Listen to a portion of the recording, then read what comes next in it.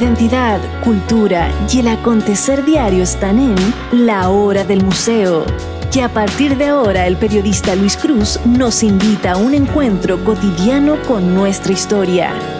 Aquí comienza La Hora del Museo, un programa del Museo Histórico Nacional USACH 94.5, la radio de un mundo que cambia.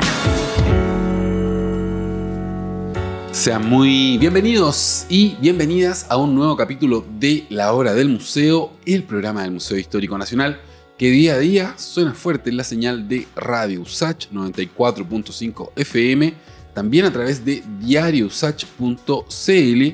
Y además tengo que contarles que esta entrevista será transmitida a través de la señal de televisión de Santiago TV, el 50.1. Recuerden que La Hora del Museo se transmite los sábados y los lunes a través de la señal de Santiago TV a las 13 horas los lunes, o sea, los sábados, y a las 22 horas los lunes. Dicho esto, procedo a presentar a mi invitado del día de hoy. Hoy vamos a conversar con el jefe de zoología de vertebrados de nuestro museo amigo, de nuestro museo hermano, me refiero al Museo de Historia Natural, Joan Canto, y él viene para contarnos acerca de una exposición bien interesante que se titula Cetáceos, permanecer a través del cambio. Esta es una muestra que se plantea como un recorrido por la historia evolutiva de estos animales, proceso que tomó más de 54 millones de años. ¿Cómo está, Joan? Hola, buenas tardes. Gusto estar acá. Bienvenido a La Hora del Museo. De hace tiempo que no nos visitaban nuestros amigos del Museo de Historia Natural. Antes de la pandemia, creo que fue cuando hicieron la exposición del chilesaurio. Por ahí tiene que haber sido... Sí, es hace bastante tiempo.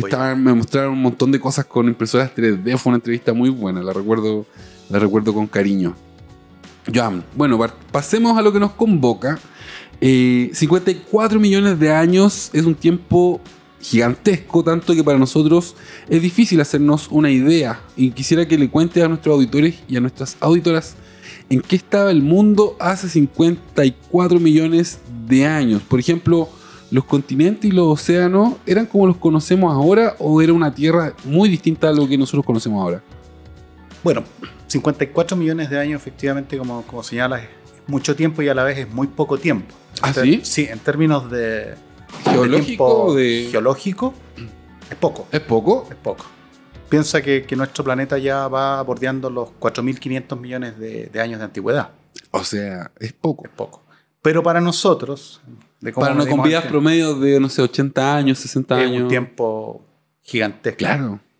¿Qué pasa 54 o 55 millones de años atrás en el tiempo? Venimos saliendo del famoso impacto del meteorito.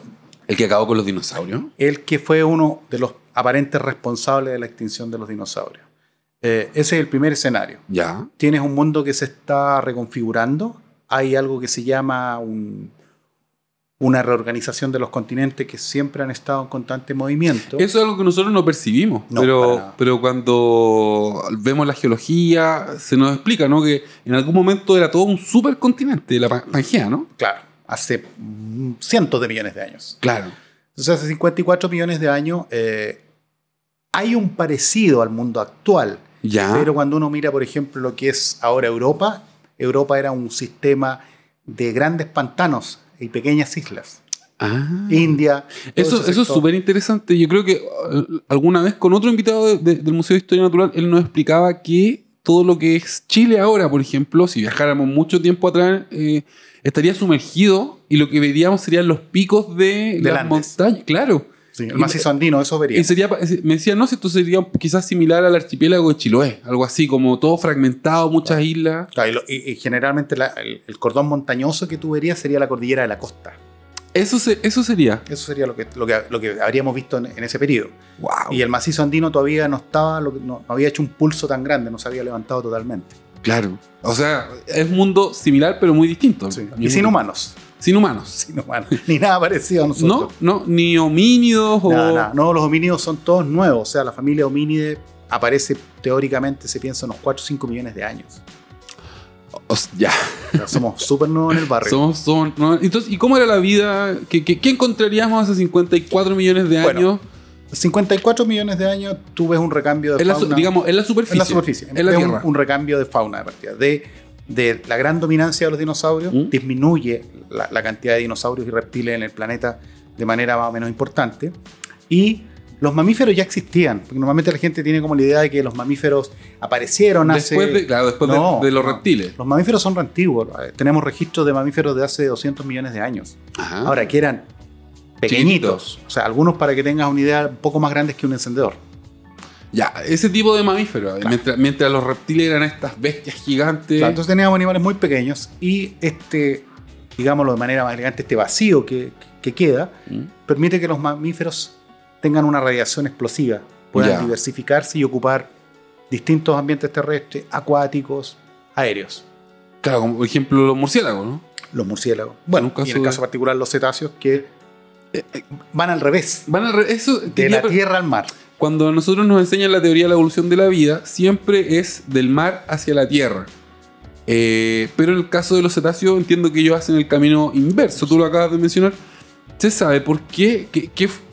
¿O hay alguna teoría respecto de qué podría haber posibilitado que estos animales, que eran animales terrestres, hicieran su vida en el mar? Bueno, usualmente hay un tema que vamos a cruzar que es bien interesante. A ver. Todas las especies, sin excepción, incluyéndonos a nosotros, migramos. Claro. Todas, sin excepción. ¿Y por qué migramos? Por una oferta de comida. Andamos buscando la comida. Siempre. Ese es el juego de la vida, es buscar comida. Entonces, si yo tengo una concentración de distintas especies en un sector y empiezo a competir por los recursos, tengo varias estrategias. Me puedo hacer más grande, más agresivo, o me muevo, busco donde haya menos competencia, donde haya menos gente, en este caso menos animales, menos especies, o asociado con esta menos competencia, voy a tener más oferta, más abundancia. Entonces, aparentemente los cetáceos, la estrategia que usaron coincidió con que el mundo en ese momento comenzó a desarrollar este sistema de muchos pantanos, particularmente en la parte central de lo que es Europa, Asia, que es donde se originan ballenas y delfines, los ancestros de ellos. ¿Sí? Ahí se originan. Entonces empezaron a popular en estos sectores costeros y empezaron a darse cuenta... Espérate, pero esta era una época donde ballenas y delfines tenían 4 patas. Claro, no eran formalmente como los llamaríamos ahora ballenas y delfines. Eran un grupo, un orden que se llamaba arqueocetos. Un grupo arqueoceto, que significa ballenas antiguas. ¿Ya? Y eran efectivamente, se movilizaban en sus 4 extremidades, los iniciales. Claro. Porque este grupo rápidamente comienza a ocupar el medio acuático, empieza a desarrollarse y finalmente ya hace 30 millones de años tú vas a tener, o se van a originar, las formas que uno conoce hoy en día como ballenas. Y el hace 30 millones, o sea, fue una evolución de unos 20 millones de años. Relativamente muy rápida. Rapidísima. Muy rápida. Sí. Ahora... No, que quiero decir algo que es muy interesante lo que nos cuentas, porque, por ejemplo, cuando nosotros estudiamos los pueblos originarios, tanto los del norte como los del sur, los que eran costeros, los que dejaban los conchales, y estudian los esqueletos, por ejemplo, a mí me han enseñado, esto lo aprendí acá en la hora del museo, que los oídos, por ejemplo, desarrollan como unas membranas, hay enfermedades asociadas a la vida en el borde costero, ¿no? Entonces yo podría pensar perfectamente a partir de lo que tú me dices, o sea, si estos changos que estaban ahí lo hubiésemos dejado 20 millones de años viviendo, probablemente es posible, ¿no? Claro. Que los humanos hubiesen evolucionado de una forma... La especiación, la naturaleza siempre tiene tiene un juego que es aprovecha todas las oportunidades. Si tú tienes una oferta, en este caso de alimento potencial, y no está siendo utilizada o está siendo subutilizada, hay muy pocas especies, vas a interesarte y vas a ocupar. Y eso va a generar, va a echar a andar el motor de los cambios morfológicos. Claro, mayor capacidad de respiración, por ejemplo, que es algo que también yo sabía que los pueblos originarios del sur, por ejemplo, podían nadar un montón de tiempo y tenían pulmones que concentraban más aire. Y bueno, y tolerancia a las bajas temperaturas. También, pues tolerancia a las bajas temperaturas, o sea, son distintos cambios. Claro, nosotros con estas vidas tan cortitas que tenemos no los podemos apreciar, pero desde la perspectiva de las ciencias es algo que ocurre. Digamos. Que un poco, cuando uno intenta entender el mundo de la evolución de las ballenas, los delfines, se dan cuenta, uno puede percibir que no es solamente el cambio de hábito, sino que es un cambio en la morfología. Claro. Normalmente la gente no asocia que las ballenas, los delfines, son parientes cercanos de los hipopótamos, son lo que nosotros llamamos el grupo hermano. ¿Ya? ¿Por qué? Porque ballenas y delfines esencialmente son artiodáctilos. artiodáctilos. Espérame, quiero que me expliquen lo que son los artiodáctilos, pero tenemos que hacer nuestra primera pausa de esta hora del museo. Para todos los que están escuchando y viendo esta entrevista, les cuento que el día de hoy estoy conversando con Joan Canto acerca de una exposición que ustedes tienen que visitar en nuestro querido Museo de Historia Natural, ahí en la Quinta Normal, un clásico de clásico del Museo de Historia Natural. Se llama la exposición Cetáceos, permanecer a través del cambio. De eso estamos conversando el día de hoy. Quédense en la sintonía de Radio Usach, porque luego de esta pausa vamos a continuar con más Hora del Museo.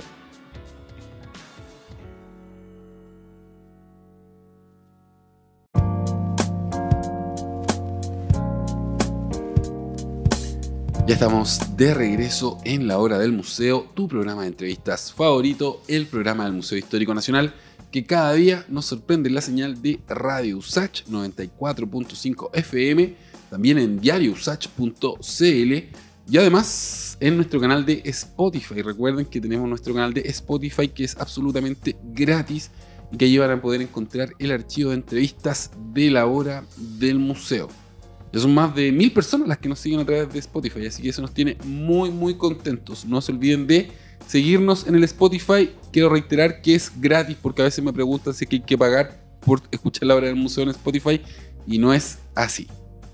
Dicho eso, les voy a contar que hoy estoy conversando con Joan Canto. Él es el jefe de zoología de vertebrados del Museo de Historia Natural, y ha venido para contarnos acerca de una exposición a la que todos y todas están muy muy invitados. Yo voy a ir, todavía no voy, pero me voy a arrancar, voy a ir con mi hijo a ver esta exposición. No, hace tiempo que no vamos a la Quinta Normal. La exposición se llama Cetáceos, permanecer a través del cambio. Joan, en el bloque anterior te interrumpí justo cuando tú nos ibas a contar acerca de los artiodáctilos. Sí. Tú nos decías que ballenas e hipopótamos eran... Grupos hermanos. Grupos hermanos. Sí. Quisiera que me dejaste alucinando con esta idea. Bueno, fundamentalmente las ballenas y los delfines durante muchos años, o sea, te estoy hablando un par de siglos atrás por lo menos, se pensaba que estaban vinculados de alguna manera con los carnívoros. Sí. Como parentela. Yo ponte tú, siempre había escuchado la idea de que eran familiares de los perros, de los cánidos. Claro, la gente normalmente decía, y los especialistas de la época decían, bueno, la estructura de los dientes, el grupo ancestral de las ballenas y los delfines, este grupo de ballenas primitivas, los arqueocetos, tenían una estructura dental diferenciada, y que cuando uno miraba las cabezas, los cráneos, tenían un cierto parecido con los lobos. Ya. Entonces uno decía, eso fue lo que yo escuché, eso fue lo que yo vi en el profesor Rosa, digamos. Y normalmente la literatura te decía eso y los libros clásicos mostraban eso. Claro. Sin embargo, cuando tú mirabas la anatomía comparada, oye, pero el estómago de los cetáceos modernos, de las ballenas, los delfines, es un estómago compuesto de 4 cámaras, igual que los artiodáctilos, como las vacas, los caballos, los cerdos, los hipopótamos. Posteriormente, esta evidencia de la anatomía comparada se sumó también la información que te proporcionaban los estudios moleculares. Ya. Y en los estudios moleculares... ¿Se puede saber qué comían? En los estudios moleculares te dicen quién está más cerca de quién por la estructura del ADN. Ah, ya. Entonces decían, claramente son artiodáctilos. ¿En serio? O sea que cuando estaban sobre la Tierra eran herbívoros. Eran herbívoros. Iba a decir vegetarianos. Pero herbívoros. Sí, eran herbívoros como... Oye, pero espérame, te quiero preguntar algo que yo tuve la suerte de ir a Chañaral de Aceituno. Ah, ya. Sí, la colonia delfín. A ver la colonia delfín. Pero me preguntaba por otro lado, los pescadores, la gente que nos llevaba a buscar las ballenas, nos decían que, como en esta época, llegaban las orcas. ¿Sí? Y las orcas son carnívoras. Ellos nos decían que pasaban y arrasaban con todos los lobos marinos. Decían, oye, aquí tú veías ahora una colonia de lobos marinos increíble, lleno de lobos marinos, y llegan las orcas y quedan 3. Y ese cambio, por ejemplo, en el caso de la orca se sabe... Te lo pregunto así, es la primera duda que me surge a partir de lo que tú nos cuentas. Bueno, establezcamos primero que los delfines, el delfín nariz de botella, es un carnívoro también. Ya. Pues se alimenta de peces. Comen peces, claro. La orca es también un delfín. Ya. El tema es que es el delfín más grande que existe. Y la orca es lo que nosotros denominamos un predador tope. Ya, o sea que nadie se lo come. Nadie se lo come. La orca come tiburones. ¿Ni los tiburones? No, come tiburones. Come tortugas marinas. Ya. Come lobos marinos. O sea, come a otros delfines más pequeños. Son súper malas y de hecho, o sea, no sé si malas, pero los pescadores me contaban que no podían meterse a bucear cuando hay orcas, porque eran peligrosas. El tema con las orcas es que, bueno, las orcas primero tienen una cosa bien particular, tienen reconocimiento visual muy efectivo. Ya. Saben lo que tienen al frente. Y normalmente saben que nosotros, es decir, nuestra especie, no somos su presa habitual. No hay incidentes de ataque de orcas sobre poblaciones humanas, fundamentalmente pescadores o buzos deportistas. Ya. No, hay solamente 2 o 3 ataques reportados que son producto de la casualidad. Ya, como una confusión. Una confusión. Una fue en Punta Norte, ¿ya? A un equipo de National Geographic, estoy hablando hace más de 30 años, porque los buzos estaban filmando dentro de un gran grupo de lobos marinos. Estaban en una loguera.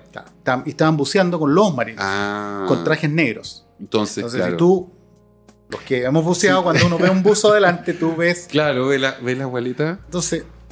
Pero lo soltó inmediatamente. O sea, fue como apretar y dijo, no, esto no es comida. Esto no es... Ese es un ataque... Ya, entonces no es tan frecuente. No hay ningún reporte de un ataque con resultado de muerte. Ya. Salvo hay uno en la década de los 70 ya. En Columbia Británica.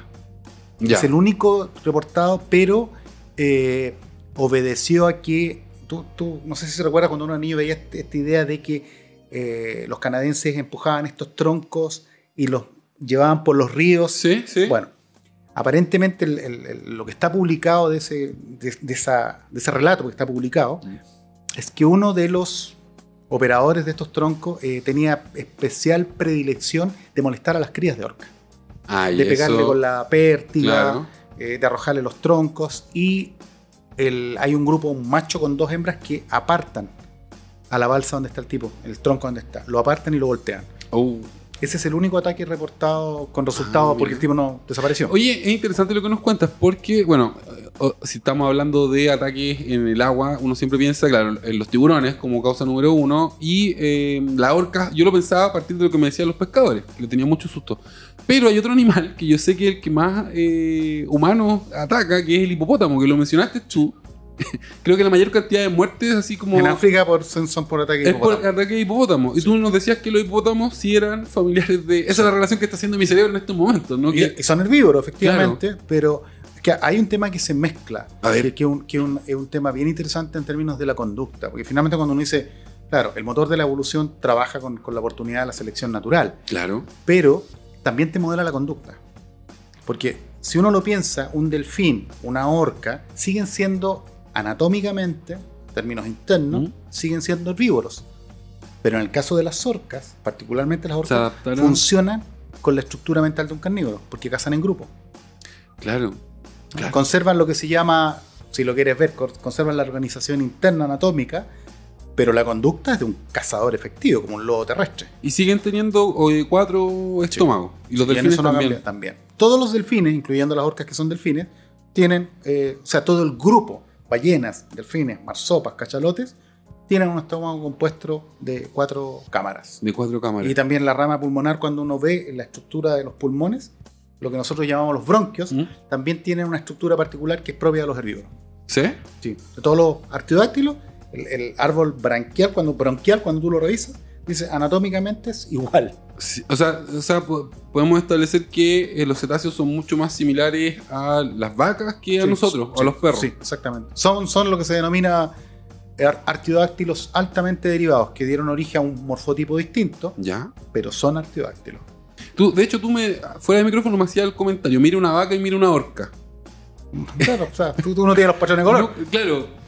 Pero cambia la conducta. Una pasta y el otro es un cazador activo. Claro, y un cazador muy efectivo. Tú nos acabas de decir que están como en el vértice A de la... Sí, son los que nadie los toca. Ni siquiera el tiburón blanco.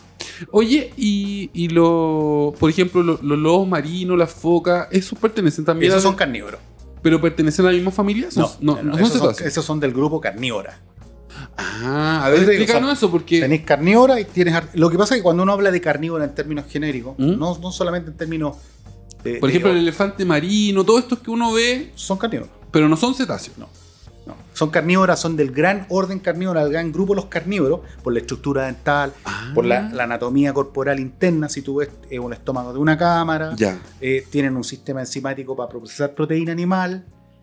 Ah. Las orcas tuvieron que reinventar el sistema digestivo enzimático para procesar proteína animal. Oye, qué interesante. Pero tenemos que hacer nuestra pausa. Por favor. Nuestra merecida pausa. Pero está muy bueno este tema. Está muy bueno este tema. Quiero invitar a todos los que están escuchando esta entrevista a que vayan al Museo Nacional de Historia Natural, porque ahí van a poder aprender mucho más acerca de los cetáceos gracias a esta exposición titulada Cetáceos, permanecer a través del cambio. Es una exposición que recorre más de 54 millones de años. Yo estoy con la cabeza así en llamas, así que lo único que quiero es volver rápidamente con mi invitado del día de hoy, Joan Canto, el jefe de Zoología de Vertebrados de nuestro museo amigo, el Museo Nacional de Historia Natural. Nos vamos a una pausa y luego continuamos con más Hora del Museo.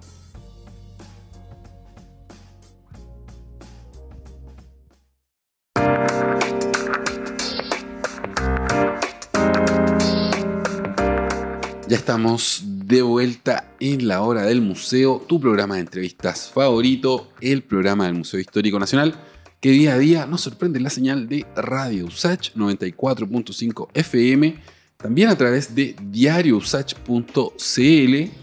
Y además les cuento que esta entrevista está siendo transmitida o va a ser transmitida en la señal de Santiago TV en el 50.1 y después va a quedar en YouTube. Esa es otra novedad de la Hora del Museo, que nuestras entrevistas se están subiendo a nuestro canal de YouTube. Para que las encuentren, tienen que buscar Museo Histórico Nacional y ahí va a aparecer el archivo de entrevistas en video. Las entrevistas que hacemos para radio y televisión se almacenan en YouTube y las que hacemos solo para radio, esas quedan en el Spotify.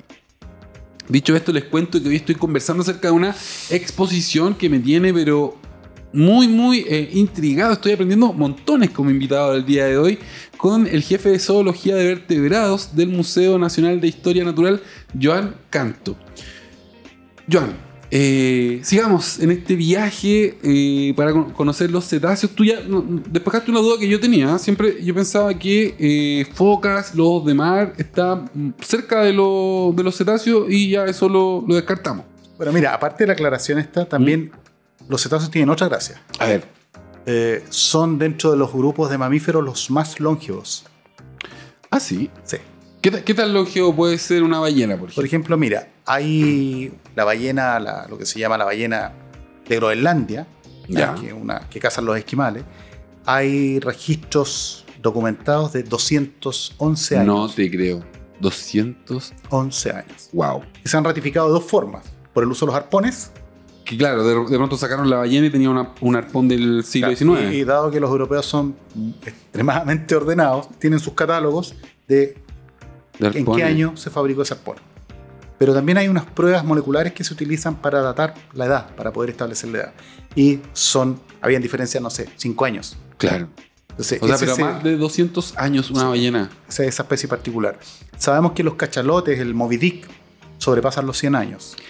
Quisiera que hay algo que yo no entiendo bien. ¿Cuál es la diferencia entre un cachalote y una ballena? Porque yo en algún momento pensé desde mi ignorancia que el cachalote era como el hijo de la ballena, pero no es así. Otra especie. Los cachalotes están dentro del grupo de los odontocetos, que tienen dientes. Ya. Por eso se les llamaba en la antigüedad ballenas de esperma. Claro, ballenas de esperma, sí, lo había escuchado. Pero son básicamente, tú tenés dos grandes grupos actuales. Misticetos, ¿ya? Que son todas las ballenas que tienen barbas o placas filtradoras. Ya, como la ballena azul, la ballena fin. Claro. La ballena sei, ya. La borealis, todo ese grupo tienen barbas. Ya. ¿No? Son filtradoras, no poseen dientes. Y todo el otro grupo se llama odontocetos, que poseen dientes. ¿Y las orcas están ahí? Están en ese grupo. ¿Y los cachalotes también? También. Ah, ¿y esos que tienen como un cuerno? Esos son los famosos narvales. Sí. Son odontocetos, tienen estructura dental. ¿Y esos pertenecen al grupo de los cetáceos? Sí. Son odontocetos muy particulares porque básicamente el cuerno que tienen es un diente. Como un unicornio de mar. Bueno, de ahí, en la historia nórdica, surge el relato de los unicornios. ¿En serio? A partir de los nervales. Claro, porque encontraban trozos del cuerno, claro. Un metro de longitud, un poquito más incluso. Entonces, desde ahí Es la evidencia que se usa en los cuentos nórdicos Mira, de la presencia de los unicornios, la existencia. es increíble. Y una vez, a partir de eso que tú nos dices, de cómo nacen los mitos y están relacionados con animales.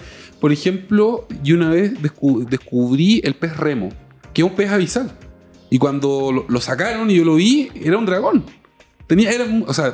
Por favor, toda la gente vaya a buscar nervales y peces remos al Google ahora, a ver fotos, porque de verdad, Sí, son... de ahí se originan, ¿no? Es muy lindo esto que tú nos Claro, dices. muchos mitos surgen Claro, de el los dragón propios chino es animales. muy parecido, claro, tiene que tener mezcla con otros más, pero si uno ve un pez remo, por ejemplo, es muy un dragón. Sí, entonces, los cuernos, los narvales, uno decía, esto es la evidencia que existieron los unicornios. Claro.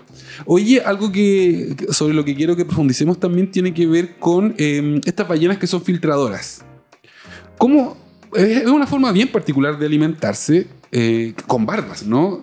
Sí, son unas placas filtradoras que es de lo mismo que están hechas tus uñas o tu cabello. Ya, y Es quitina, modificada. lo que ellas comen es krill. Sí, son carnívoras. Son carnívoras. Claro, uno dice, ahí es interesante porque las ballenas mantuvieron la conducta de pastoreo. Pero modificaron La oferta. La proteína, digamos. Claro, no pastan sobre algas, pastan sobre krill, pero la conducta es de pastar. Y si tú lo piensas, las grandes manadas, no sé, en la sabana africana, de distintos, qué sé yo, herbívoros grandes, claro. van avanzando y van pastando en manadas grandes. Claro. Bueno, las ballenas hacen tienen lo mismo. el mismo comportamiento. Claro. Fijaron lo que se llama el patrón conductual, cambiaron la oferta por krill, pero es proteína animal. Claro. Pero la conducta es la misma. Oye, y en cuanto al lenguaje, que siempre uno de los, no sé, podríamos, de los misterios de este tipo de animales, tanto de delfines como de ballenas. ¿Qué se sabe ahora? Porque, claro, yo me había quedado desactualizado, seguía pensando que los cetáceos eran parientes de los cánidos, de los perritos. Pero en el caso de la inteligencia, por ejemplo, ¿qué es lo que dicen las últimas investigaciones del lenguaje?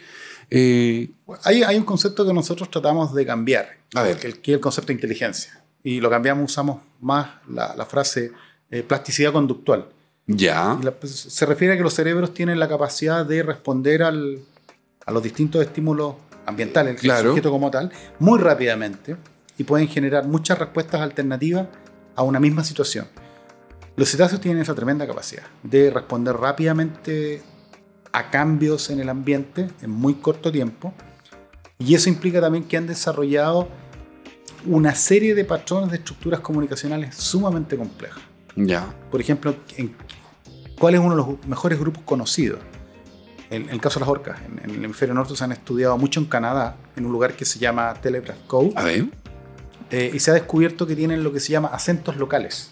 No te creo. Tienen lo que se llaman codas, ¿Ya? porque ahí hay dos grandes grupos de orcas que en la misma especie, Pero Hablan... pero se comportan de manera distinta. Hay un grupo que se alimenta exclusivamente de peces, ¿Ya? los marinos, y el otro, uno de los grupos se alimenta de peces, Y salmones fundamentalmente, claro. y el otro los marinos. Estos dos grupos, que son la misma especie, no interactúan entre sí. No. Es interesante porque hay investigaciones de campo que se ponen cámaras submarinas Claro. con hidrófonos y se cruzan. Pero no se hablan. Y básicamente es lo que tú acabas de decir, no se hablan. Se Wow. miran, pero es como que yo no te conozco. Entre Tú eres ellas, de otro barrio. claro, entre ellas, entre las que comen los marinos, hay una generación de vocalizaciones súper específicas, Claro. en el otro grupo también, pero a su vez cada uno de estos grupos tiene lo que se llama unos put más pequeños. Y cada grupo tiene como su propio, al final tienen como un acento Como un particular dialecto. propio. Hace poco tuve acá un invitado de Italia y él nos explicaba que en Italia, si uno va, por ejemplo, de Pomaire a Melipilla, hay dos dialectos distintos. Bueno, en las orcas un poco lo que pasa en ese grupo en Canadá, tienen básicamente estas codas, estas estructuras lingüísticas o vocalizaciones Claro. distintas. Nos cuesta hablar siempre la palabra, decir tiene lenguaje porque emula características humanas, pero ahora hay autores que hablan que los delfines, particularmente las orcas, los narices de botella, los que tuviste en Chañaral, Sí. son portadores de cultura. Ah, sí. Los chimpancés también se habla que portan cultura. Oye, no ya. son solamente nosotros como especie. Nos queda un bloque todavía, pero ustedes van a tener que tener un programa en Radio USACH sobre todo esto que estamos hablando. Creo que hace mucha falta. Porque yo estoy flipando, como dirían los españoles, con esta entrevista del día de hoy al jefe de Zoología de Vertebrados del Museo de Historia Natural. Me refiero a Joan Canto. Nos vamos a nuestra última pausa y luego continuamos con más Hora del Museo.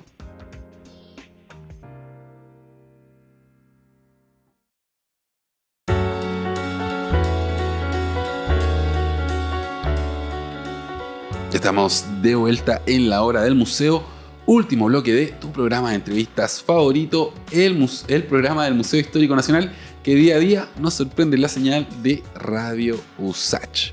Les cuento que el día de hoy estoy alucinando con una exposición que ustedes pueden visitar. Yo todavía no la visito, pero conversando con mi invitado, lo único que quiero hacer es ir a la Quinta Normal, al Museo Nacional de Historia Natural, para disfrutar de esta exposición que se titula Cetáceos, permanecer a través del cambio.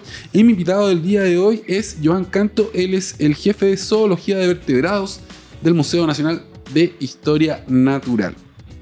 En el bloque anterior te corté justo cuando nos iba a contar un poco acerca de esta idea nueva, ¿no? De que los delfines son capaces de generar cultura, por ejemplo. Sí. Que es algo que a mí me parece ya ciencia ficción. Pero te quiero preguntar también, por ejemplo, si nosotros grabamos el sonido de un delfín y lo reproducimos en el agua, o usando ultrasonido, ¿los delfines responden? Sí. ¿Sí? Sí, o sea, de hecho, si grabamos un ola en delfín. O sea, si supiéramos cuál es el claro, ola. si supiéramos cuál es el ola. Pero sí, de hecho responden, las orcas responden a... Son capaces de... Tienen lo que se llama autoconciencia. Ya. Saben, yo soy yo. Claro. O sea, ¿y cómo lo saben? Porque se han hecho trabajos de laboratorio, particularmente con orcas en cautiverio, en que se les muestran fotografías. De distintas orcas. Y saben... ¿Cuál es ella? Saben que no son ellas. O ellos, lo tienen súper claro. ¿En serio? Y de hecho hay algunos estudios que han estudiado la parte de la sexualidad para ver si son capaces de mostrar preferencias de elección de potenciales parejas. Ya. Y lo muestran. Sí. Te dicen, esta es la que me gusta. esta es la que me gusta. O es el que me gusta. Esta es mi orca, este es mi delfín. Sí, es interesante porque eso implica ya un salto cognitivo tremendamente grande. Claro. Lo que pasa es que normalmente para nuestra especie hay actos cognitivos que son súper normales. No sé, hablar por teléfono. Claro. Porque es parte de nuestro modelo evolutivo, pero cuando tú quieres llevar eso, por ejemplo, a la inteligencia artificial, ahí uno se da cuenta de lo complejo de los procesos. Claro, súper... O sea, cuando tú le pides a un sistema de learning machine, de estos sistemas de aprendizaje, que quiere aprender ciertas cosas, las programaciones son sumamente complejas, y ahí uno se da cuenta lo lejos y lo complejo de nuestras redes neurales. Claro. Que algo que hacemos de manera tan cotidiana. Es súper difícil, sí. De hecho, hace poco estuvo acá Eric Goles y nos estuvo contando acerca de la inteligencia artificial porque él escribió una novela y, por ejemplo, nos explicaba que era muy difícil para las máquinas todo lo que tenía que ver con el humor, con la ironía, con el sarcasmo, que faltaban décadas para que las máquinas pudieran entender nuestro sarcasmo y nuestra ironía. E incluso también se ha avanzado, pero todavía cuesta mucho entender lo que se llama las expresiones faciales de doble sentido. Cuando tú estás ironizando a través de una expresión facial. Claro, todo lo que tiene que ver con la ambigüedad. Y en el caso de los delfines, por ejemplo, de la comunicación de los delfines, ¿qué tanto sabemos? Bueno, hay evidencia que, por ejemplo, ya manejan el luto. Ya, o sea, si muere uno de la manada... Hay un sentido de pérdida real. ¿En serio? Sí, bueno, no solamente los delfines, los chimpancés. Los elefantes yo también sé que tienen. Y que tienen muy buena memoria, además. Tienen lo que se llama registro histórico de la pérdida de un cercano. Ya. O sea, de hecho, esto de los cementerios de elefantes, este mito, hay un dejo de realidad. ¿Sí? Se sabe, por ejemplo, que muchas veces los elefantes, cada cierta cantidad de tiempo, vuelven a algún lugar y tocan ciertas osamentas. No todas, sino algunas. Hay un cráneo que hay, pueden haber, no sé, 20 cráneos, van a tocar ese cráneo. Entonces alguien se hizo la pregunta: ¿por qué? ¿Será azaroso? ¿Por qué tomaron muestras de ese cráneo? Hicieron análisis de DNA. ¿Y era pariente? Son parientes. ¿En serio? Sí, son. Oye, ya que estamos hablando de los cementerios y de la muerte de estos animales, nosotros siempre vemos cuando, no sé, va a una ballena y después...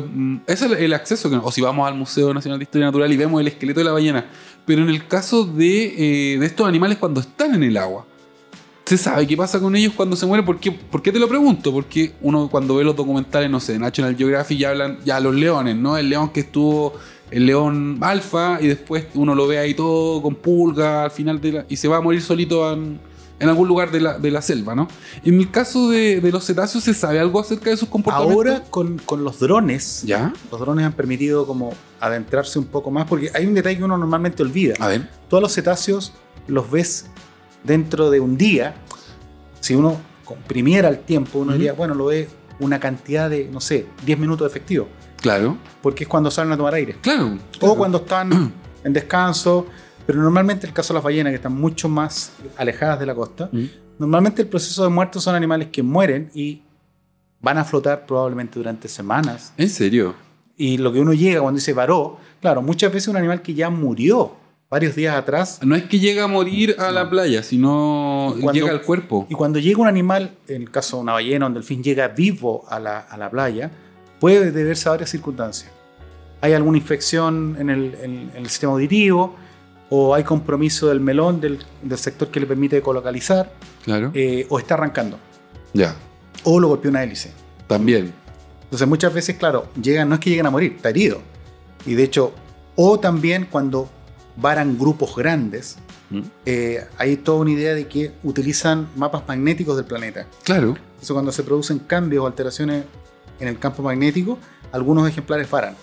Entonces normalmente cuando a mí me tocó ver Magallanes, son en 1989, más de 200 falsas orcas vararon, y nos dimos cuenta que cuando tú al animal lo cambias de sentido, no de eje, ¿Ya? es decir, tú lo sacas de la playa y lo cambias totalmente de sentido, van a dar en el mismo eje, Pero hacia el pero hacia otro lado. Pero si tú lo vuelves, lo jalas y lo sueltas, va a volver. Claro. Entonces aparentemente tal hipótesis, hay una británica, Niklovka, una británica que trabajó muchos años en orientación en animales y particularmente en cetáceos, que piensa que las alteraciones en el campo magnético comprometen la estructura tridimensional del cerebro y cómo perciben el medio. Es como si tuvieran un efecto de tormenta de nieve. Claro. Entonces no ven lo que tienen al frente. Claro. Eso es interesante, que quisiera que nos explique. Yo entiendo que estos animales se viajan en el agua con un sistema similar al de los murciélagos, ¿no? Sí. O sea, emiten un ultrasonido en ese caso, ecolocalización, sí. y eso rebota, y así se van armando. Es una otra forma de ver que nosotros no poseemos. O sea, nosotros decimos, los delfines ven a través de los oídos. Claro. Porque ven, o sea, pueden ver, pero en general la visión no es muy buena. Ya. O sea, las orcas tienen estos parches blancos detrás de los ojos y les permiten reconocimiento facial porque lo que ven es contraste, Claro. blanco-negro. Pero la discriminación de, por ejemplo, la forma, el volumen de un objeto lo hacen a través de la ecolocalización. Claro. Es interesante porque me imagino que debajo del agua debe ser mucho más difícil ver. Lo mismo los tiburones, yo entiendo que se ubican por el olfato, ¿no? Sí, por la línea lateral. Los peces tienen una línea Claro, lateral. otras formas de ver, eso es muy interesante. Otra forma de percibir el mundo. Claro, pensando que nosotros vivimos en un entorno tan conectado con el sentido de la vista, es muy interesante ver que hay otros animales, otras especies que perciben el mundo con otros sentidos. Claro, o sea, si tú lo piensas vivir en un medio acuático con una densidad distinta, las reglas cambian. Claro. Oye, se nos está acabando el tiempo. Sin embargo, me gustaría que nos cuentes más o menos brevemente, no tan breve si nos queda tiempo, qué es lo que vamos a poder ver en la exposición. Nos pusimos a hablar de los cetáceos. No hablamos de la exposición. Bueno, pero es parte, ¿no? Es un relato que está pensado en 4 momentos, en cuatro tiempos. En esta primera etapa, en esta primera exhibición que van a ver, básicamente es la historia de transformación del cráneo. Ya. Porque como el tema es tan extenso, claro, tomamos la decisión a nivel de la institución de hacer 4 exposiciones a lo largo del tiempo, los próximos 2 años probablemente, que en esta primera etapa vamos a mostrar cómo cambia el cráneo. Ya. Todo está enfocado en el cráneo de los mamíferos. Desde que estaban afuera del agua hasta cuando están dentro del agua. ¿Y ya, qué es lo que cambia? Entonces, de hecho, van a encontrar algunos cráneos que son unas réplicas de un cráneo de un delfín, de un perro y de un humano.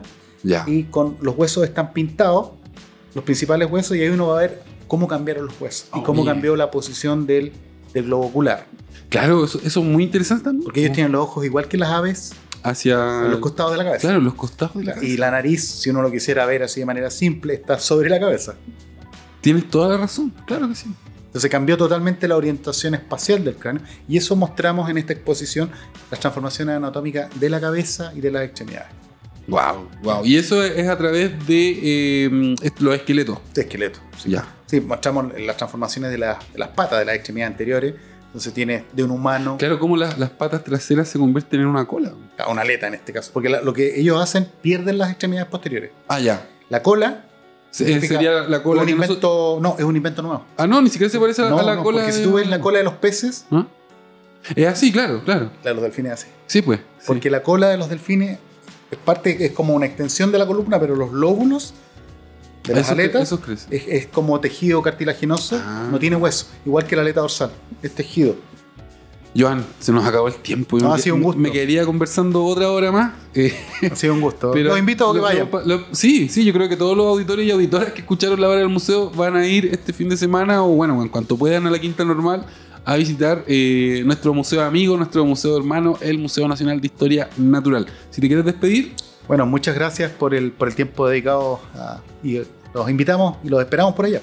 Sí, pues, todos invitados a ver esta exposición Cetáceos, permanecer a través del cambio. Ya no nos queda más tiempo, solo despedirme. Yo soy Luis Cruz, el conductor de La Hora del Museo. Un gran abrazo y chao. Aquí finaliza La Hora del Museo.